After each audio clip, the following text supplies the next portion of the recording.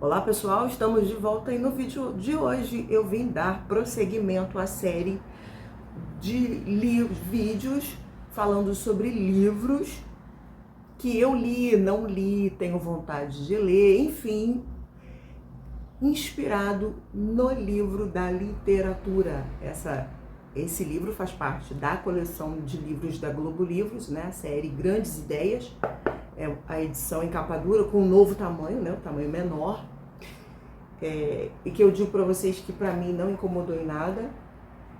É papel fuchê, com muitas ilustrações, curiosidades, fotografias, gráficos, informações.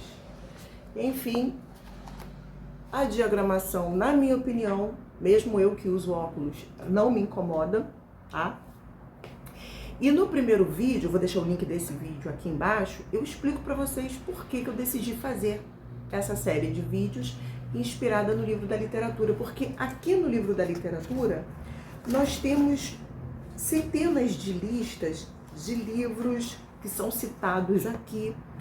E nós temos diversos períodos da literatura mundial cobertos. Nós temos o período do Renascimento, o Iluminismo, o Romantismo, a ascensão do romance, a representação da vida real.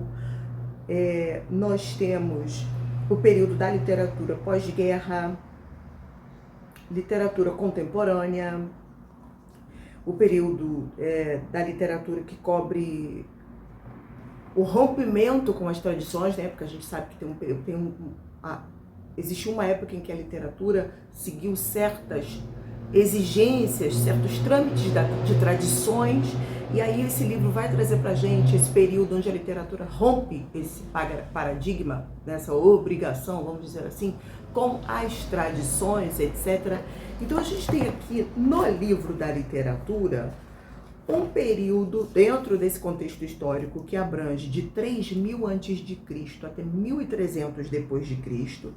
Depois nós vamos de 1300 até a era presente, a partir ali tendo o seu final histórico em 1970, e aí a gente vai seguindo até a nossa era presente. Inclusive a gente vai ter aqui, por exemplo, Saramago, já falando da nossa era contemporânea. Enfim, teremos aqui Haruki Murakami e dentre outros. São muitos autores, muitos livros que são citados aqui no livro da literatura. Essa edição ela tem aí uma base de... Essa coleção em si, né? Tem uma base de 350 páginas, ali 330, 350 páginas, né? É padrão. Todas elas têm essa folha de guarda vermelha, capa dura, né? Sem fitilho.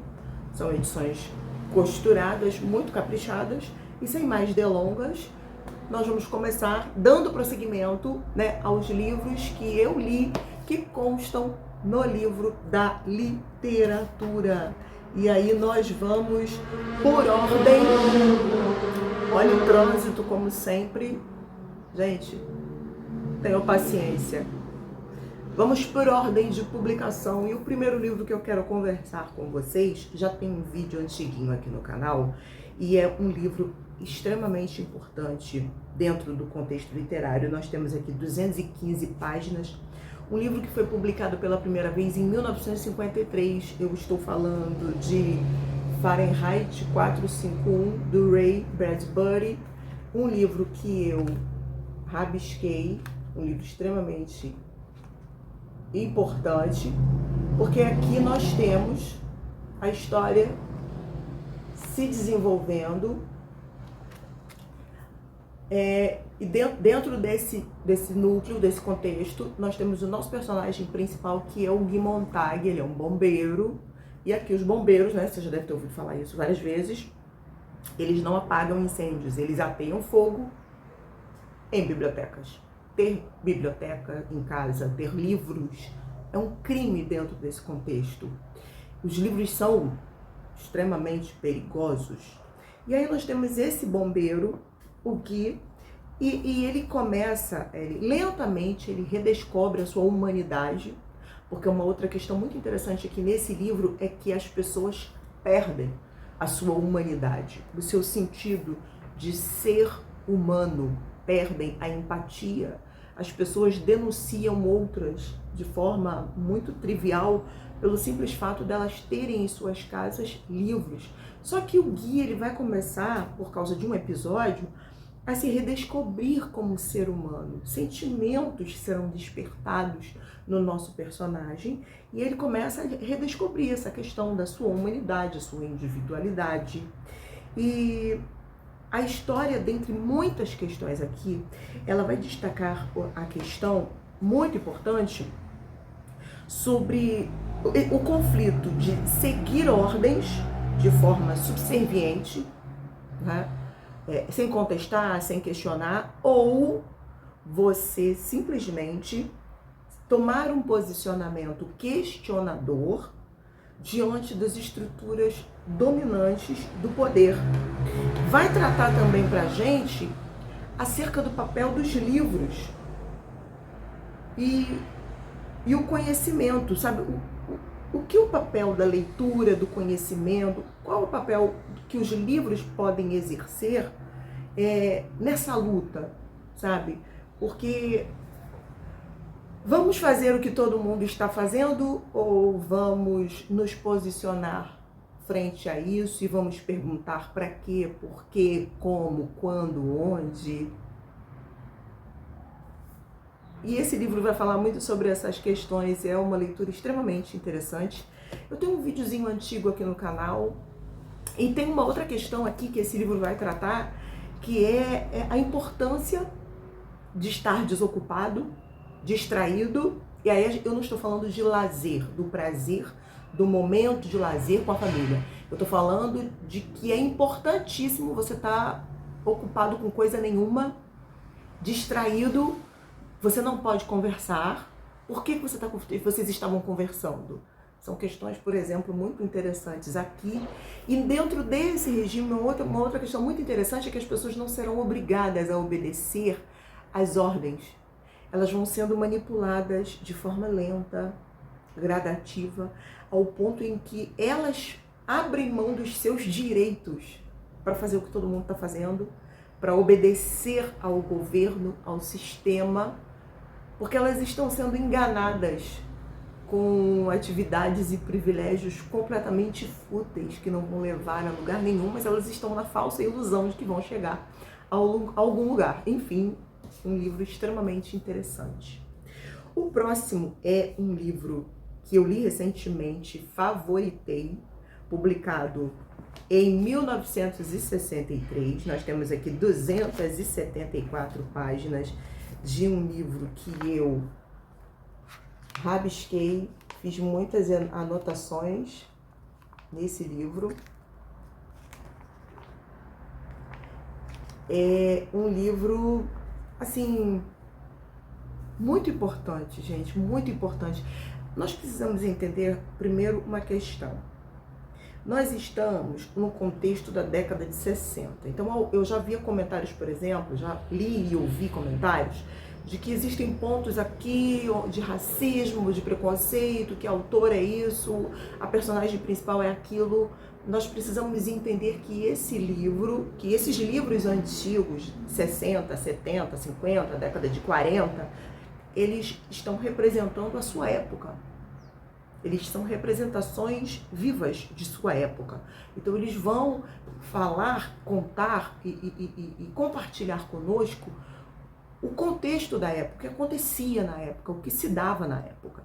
Eu estou falando de A Redoma de Vidro, da Sylvia Plath, que é um livro com veias autobiográficas fortíssimas. E nós temos aqui a nossa personagem principal, a Esther. Ela é uma jovem estudante, estagiária numa revista famosa de Nova York durante o período do verão. E nós teremos flashbacks acerca da sua juventude, acerca de pensamentos, teremos fluxos de consciência. E ela está num contexto de machismo, de patriarcado, onde a mulher não podia trabalhar, a mulher não podia isso, não podia ter dinheiro, não podia. A mulher deveria se sentir feliz em ser apenas esposa, mãe e dona de casa. Nada contra isso. Se você se sente feliz em ser esposa, mãe e dona de casa, não há nenhum problema nisso. É uma tarefa e uma ocupação plenamente digna. E se você quer ser esposa, mãe, dona de casa e empreendedora, profissional de qualquer área, é o seu direito também, é o direito de todas nós, de todas as pessoas. Só que dentro desse contexto, não era um direito, era visto com estranheza, como uma espécie de abuso, de rebelião. E aí a nossa personagem principal, ela começa a questionar, ela olha para tudo e se incomoda, porque ela diz que as mulheres mais velhas querem condicioná-la, que tem sempre algo a ensiná-la. Ah, você deve isso, você deve aquilo, você não pode isso, você não pode aquilo. E isso começa a fazer mal para Esther. E ela entra num vórtice doentio sobre essa questão do papel da mulher, as obrigações da mulher, os empecilhos da mulher, as proibições dadas à mulher, num nível que ela desaba num estado mental degradante e termina num hospital psiquiátrico. Ela é tratada com terapia de eletrochoque e a gente vai acompanhar de forma muito intensa esses momentos, os flashbacks, a angústia, a agonia, os questionamentos, o anseio por simplesmente ser livre para fazer as suas escolhas. Eu acho esse livro aqui extremamente importante, interessante, porque a gente tem aqui um estudo sobre essas questões emocionais, ansiedade, o transtorno de bipolaridade, depressão, o que se passa na mente de uma pessoa. A gente sabe como a Sylvia Plath terminou, né? Ela deu cabo da própria vida.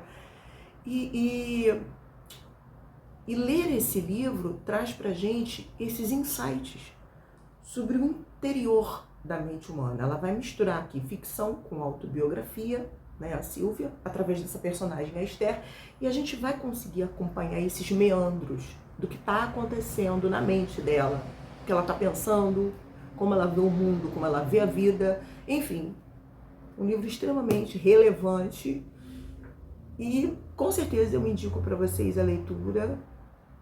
Entrem sem preconceito, entrem com a mente aberta, porque nós estamos falando de um produto que é fruto de seu tempo. O próximo livro é uma biografia, é o primeiro volume de uma biografia de 7 volumes. E a autora vai trazer pra gente aqui episódios da sua infância, os traumas, a maternidade. Ela vai tratar acerca das questões de acreditar em si mesmo, vai falar sobre o poder da literatura, da palavra escrita, o poder da fala, da comunicação, o poder verbal, a importância de se comunicar, de se expressar, de se manifestar, manifestar vontades, sonhos, desejos, opiniões. E a gente tem aqui uma obra, gente, eu parei aqui na hora que eu estava me preparando para gravar esse vídeo e eu reli alguns trechos desse livro e eu digo para vocês, eu senti novamente a angústia quando, da primeira vez que eu fiz essa leitura, tem um vídeo também antiguinho aqui no canal, vou deixar os links dos vídeos aqui embaixo para vocês, e é um livro extremamente angustiante, porque a gente tem uma autora que sofre abuso aos 8 anos de idade. E ela consegue retratar pra gente o que ela sentiu, o que ela viveu. Ela consegue resgatar aquela memória infantil. Ela consegue te explicar como aquela criança de 8 anos pensou, sentiu, usando ali as palavras. É profundamente emocionante, tem esse peso, tem gatilhos, mas é um livro que a Maia, ela vai transmitir pra gente essa questão da individualidade, da infância. Eu tô falando com vocês de Eu Sei Porque o Pássaro Canta na Gaiola. E ela conta pra gente aqui esse episódio porque os pais se separam, ela vai morar na casa da avó, volta a morar com a mãe, tem um padrasto no meio dessa história. E esse padrasto comete esse crime contra ela. E vão acontecer muitas coisas aqui e ela vai passar por um período de mutismo. Ela vai se culpar, que é o que normalmente acontece com a vítima, né? Por que você estava ali? Né? Você provocou o que aconteceu, a culpa é sua. Então é um livro muito atual. Ele foi publicado pela primeira vez em 1969, mas ele é completamente atual, ele é atualíssimo, porque ele trata pra gente sobre essa questão, sabe? A culpa não é da vítima, a mulher não é culpada, ela é a vítima. Ela não pode ser responsabilizada porque um indivíduo cometeu contra ela um abuso. E aqui a gente tem uma criança de 8 anos, tem ali a cena do tribunal, ela vai resgatar pra gente essa memória e ela vai falar conosco aqui sobre essa importância de falar, de se posicionar, de escrever, de se comunicar, a importância da comunicação dos livros. Ela vai encontrar aqui uma mulher especial, que ainda na adolescência dela vai ajudá-la, vai ser cumprir um papel muito importante na vida dela. E, enfim, é um livro que eu recomendo demais. Tem uma temática extremamente interessante, uma conversa muito importante aqui, muito atual. Eu acho, gente, que esse livro aqui é daqueles que deveria, inclusive, ser leitura obrigatória nas escolas e universidades. Por último, porém não menos importante, eu trouxe para vocês um livro publicado em 1985 que eu li. Vamos lá. Esse livro aqui, eu já havia me esquecido de comentar. São 335 páginas. O próximo que eu vou conversar com vocês tem 366 páginas. Eu li umas 320 na força do ódio, porque eu ainda tinha um nível de imaturidade e eu achava que eu tinha a obrigação de ler mesmo sem gostar. Eu mal tinha começado o canal, tinha meses que eu estava por aqui, e eu peguei esse livro para ler e eu li uns 320 páginas das 366 e eu li na força do ódio. Mas sabe que às vezes eu fico relembrando a história e eu digo para vocês que em algum momento eu vou reler esse livro para saber se de fato eu amo ou odeio? Pois é, estou falando com vocês sobre O Conto da Aya, da Margaret Atwood. E a gente tem aqui um livro que retrata uma versão dos Estados Unidos, no qual o estabelecimento de uma teocracia cristã levou à perda da liberdade das mulheres. Nós estamos vivendo aqui na cidade de Gilead, o governo de Gilead, é uma teocracia cristã, só que as mulheres, curiosamente, perdem absolutamente a sua liberdade e elas são divididas ali, são chamadas de aias, e cada uma tem um papel, as aias para cuidar, aias para cozinhar, aias para procriar, as amaldiçoadas porque eram estéreis, e enfim, acontecem muitas coisas aqui. Nós estamos falando de um regime totalitarista. A sociedade, ela passa a ser dividida em castas e classes, e isso passa a ser um princípio importantíssimo.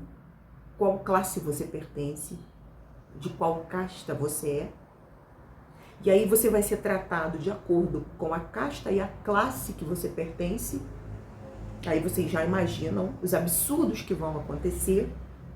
E nós temos a nossa narradora, a Offred. Ela é uma aia com fins reprodutivos, ela é subordinada ali a uma família, a um casal, a especificamente um mestre.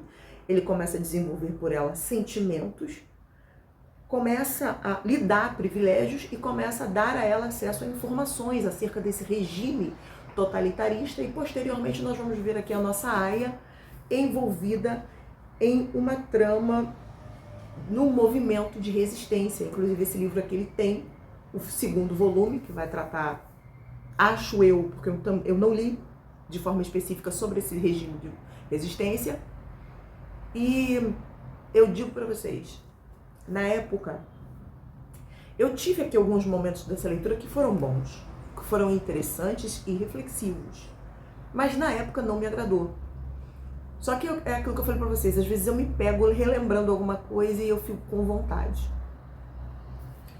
E aí a gente tem esse livro aqui extremamente importante, porque ele fala sobre essa questão da mulher ser condicionada a um lugar, a uma ocupação. Ainda hoje, no trânsito, por exemplo, nós vemos que as mulheres são subjugadas, chamadas de burras, né?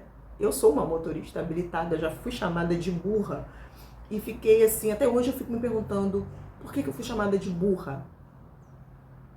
O que eu fiz? Né? Ainda hoje dentro de empresas, mulheres em cargos de poder, de autoridade, são mal vistas, né? São vistas com rejeição, com resistência, uma mulher mandando, né? Então a gente tem ainda hoje essas questões onde as mulheres são colocadas em posições, em classes, em castas, né? Você pode isso, você pode aquilo, mulher tem que fazer isso, mulher não pode, mulher, ela estava ali, por quê? Ela está fazendo isso, por quê? Então esse livro, ele, apesar de eu não ter gostado dessa leitura, me conta se você já leu isso, se você gostou, ele traz essa questão importante que ainda é atual, apesar de nós termos progredido muito, mas ainda temos esse problema, essas questões dos papéis onde as mulheres são condicionadas. Então, eu acho que vale, mesmo não tendo servido para mim na primeira experiência, eu acho que vale a leitura. E tá aí, esse foi o vídeo de hoje, eu espero muito que vocês tenham gostado. Curta, comenta, compartilha, se inscreve no canal. Deixa um coraçãozinho, você não quer comentar nada não? Deixa um emojizinho, um coraçãozinho lá embaixo, porque o algoritmo vai entender que o meu conteúdo é relevante e vai distribuir para que mais pessoas tenham acesso ao canal e conheçam o nosso trabalho. Compre usando os meus links de associada da Amazon. Você não paga nada a mais por isso e me ajuda com uma pequena comissão. Muito obrigado por assistir. Até o próximo vídeo e viva a vida!